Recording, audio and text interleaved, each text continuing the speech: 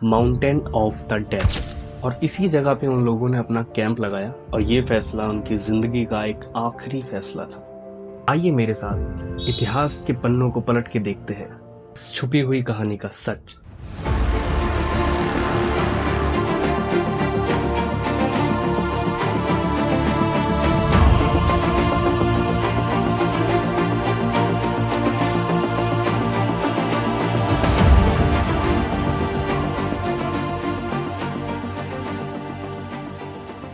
एक ऐसा सफर जो कभी खत्म ही नहीं हुआ। ये एक रियल स्टोरी है जो इतिहास के पन्नों में सिर्फ दब के रह गई है, क्योंकि आज तक स्टोरी है वो कभी रिजॉल्व ही नहीं हुई। ये कहानी है सन 1959 की। नौजवान हाइकर्स एक ऐसी एक्सपेक्टेशन पे निकले जो उनकी जिंदगी का एक हसीन सपना था, और वो सपना ही बन के रह गया। ये सफर ऐसी दास्तां में बदल गया जो आज भी अनसॉल्व्ड है। उरल माउंटेन की सर्द हवाओं में छुपी ये कहानी कि दुनिया को हिला देने वाली थी। द डेथलो पास इंसिडेंट, ऐसी घटना जो लोगों के जहन में छोड़ी गई एक छाप थी। ये मिस्ट्री आज भी जवाब की तलाश में है। क्या इस मिस्ट्री को जवाब मिल पाएगा? क्या हुआ था उस रात? क्यों इन एक्सपीरियंस हाइकर्स की मौत इतनी अजीब और भयानक थी? 23 जनवरी 1959 10 लोगों का ग्रुप, जिसमें ज़्यादातर उरल पॉलिटेक्निक इंस्टीट्यूट के स्टूडेंट थे, ऐसे एक्सपेडिशन के लिए निकले जो उनका सपना था। उनका लीडर था इगोर डाइटलो, जो कि 23 साल का एक अनुभवशाली ट्रैकर था। डाइटलो ने अपने टीम के साथ मिलकर उरल के स्नो कवर्ड पहाड़ों को फतेह करने की सोची थी। इस ग्रुप में और भी कई लोग शामिल थे। ये सफर एक कैटेगरी एक्सपेडिशन था जो उस समय का सबसे खतरनाक और कठिन एक्सपेडिशन माना जाता था।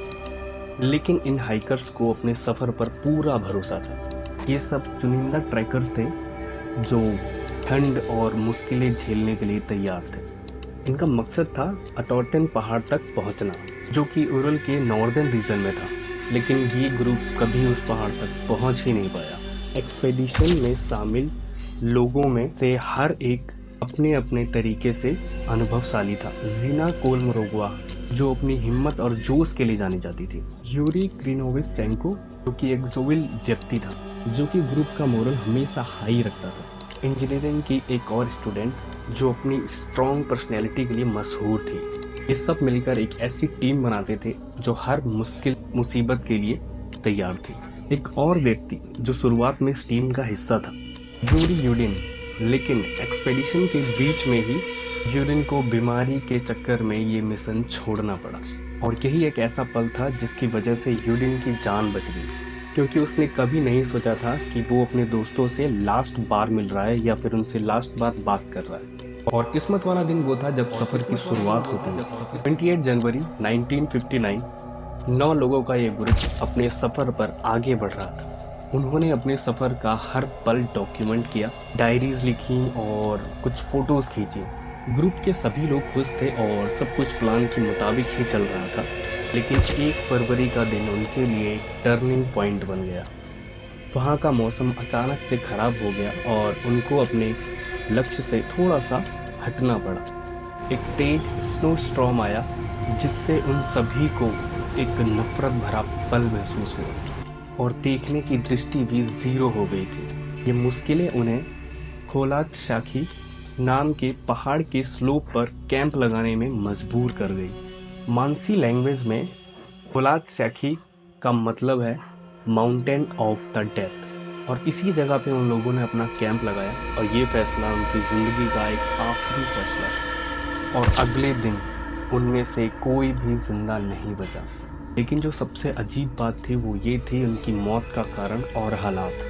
सब कुछ इतना अजीब था कि इन्वेस्टिगेटर भी कंफ्यूज हो गए थे। 12 फरवरी जब ग्रुप वापस नहीं लौटा तो उनके दोस्तों ने पुलिस को इन्फॉर्म किया, रेस्क्यू टीम को भेजा गया और 26 फरवरी को उनका कैंप मिला। लेकिन ये कैंप ऐसी हालत में था जो किसी भी इंसान के होश उड़ाने वाला था। टेंट को अंदर से काटा गया था, जैसे कुछ बाहर से नहीं अंदर से उन लोगों के ऊपर हमला कर रहा हो। उनका सारा सामान अंदर ही था, एकदम सजा हुआ था, लेकिन हाइकर्स का नामो निशान नहीं था। और कुछ दिनों बाद अलग अलग जगहों पर उनकी बॉडीज मिलने लगी। कुछ हाइकर्स के कपड़े उतरे हुए थे तो कुछ के हाथ और पैर फ्रैक्चर्ड थे, जैसे किसी ने उनके ऊपर वायलेंट अटैक किया हो। और सबसे ज़्यादा अजीब बात ये थी कि कुछ बॉडीज़ पर रेडिएशन का मिलना। ये बात सबको हिला गई कि आखिर ऐसी कौन सी चीज़ है जिसकी वजह से इन सब की मौत हो गई, वो भी एक ही रात में।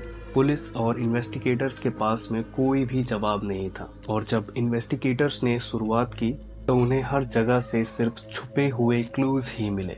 टेंट के बाहर नंगे पैर के निशान थे जो टेंट से काफी दूर तक जा रहे थे, जैसे हाइकर्स जल्दी में टेंट से भाग रहे हों। और उनके दांतों से ये भी पता चला कि कुछ लोग हाइपोथर्मिया से मरे थे, लेकिन कुछ लोगों की इंजरीज एक्सप्लेन नहीं की जा सकी थी। और रेस्क्यू टीम को ये समझ नहीं आ रहा था जो हाइकर्स इतने अनुभवशाली हैं वो किसी भी बिना इक्विपमेंट के टेंट से ऐसे अचानक से बाहर क्यों भागने लगे। ऐसा कौन सा रीजन हो सकता है जिसकी वजह से उन्हें टेंट फाड़ के भागना पड़ा, वो भी अंदर से। इस मिस्ट्री को सॉल्व करने के लिए अलग अलग थ्योरीज बनाई गई। सबसे कॉमन थ्योरी ये थी कि किसी एवलांच ने उनके ऊपर अटैक किया हो जिसकी वजह से उन सबको भागना पड़ा हो, जिस हालत में है उसी हालत में भागना पड़ा हो। लेकिन जब जगह का निरीक्षण किया गया तो एवलांच का कोई भी क्लियर सबूत नहीं मिला कि एवलांच आया था या फिर नहीं आया था। दूसरी थ्योरी ये थी कि किसी ने हाइकर्स पर हमला किया हो या फिर कोई नेचुरल फिनोमिना जिसे अभी तक रेस्क्यू टीम समझ नहीं पाई थी। और कुछ लोगों का मानना था कि ये एक एलियन का इंटरवेंशन हो सकता है या फिर मिलिट्री टेस्टिंग का एक बुरा नतीजा हो सकता है, क्योंकि बॉडीज पर जो रेडिएशन मिला था वो इस थ्योरी को पूरी तरह से सपोर्ट कर रहा था। लेकिन आज तक ये थ्योरी सिर्फ एक सोच बन के रह गई है। कोई भी फाइनल कैलकुलेशन नहीं निकल पाया है आज तक। सभी की मौत का असल में कारण था क्या। और इन्वेस्टिगेटर्स की खोज के दौरान ये भी पता लगा कि जो हाइकर्स टेंट फाड़ के अंदर से बाहर भागे थे वो कुछ ज़्यादा दूर तक नहीं भागे थे नंगे पैर। ऐसा था कि जैसे टेंट में ही जो खतरा था वो सिर्फ टेंट तक ही था, टेंट के बाहर निकलते ही वो खतरा टल चुका था। कुछ लोगों ने ये भी माना कि वहाँ पे शायद येतीज का हमला हुआ हो जिसकी वजह से उन्हें भागना पड़ा हो। लेकिन जब बॉडीज मिलना शुरू हुई तो 2 बॉडीज करीब 1 किलोमीटर की रेंज में मिली बिना कपड़ों के। वहीं कुछ बॉडीज ऊपर की तरफ पहाड़ की तरफ चढ़ाई करती हुई मिली, मीन्स वहाँ पहाड़ों में दबी हुई, बर्फ के अंदर दबी हुई। तो कुछ बॉडीज एक जली हुई राख के पास में मिली, जैसे किसी ने उनके ऊपर नीचे से हमला किया हो। उससे बचने के लिए वो लोग पहाड़ पे चढ़े हों। आज भी ये मिस्ट्री सिर्फ मिस्ट्री बन के रह गई है, एक अनरिजॉल्व्ड मिस्ट्री, द डेथलो पास।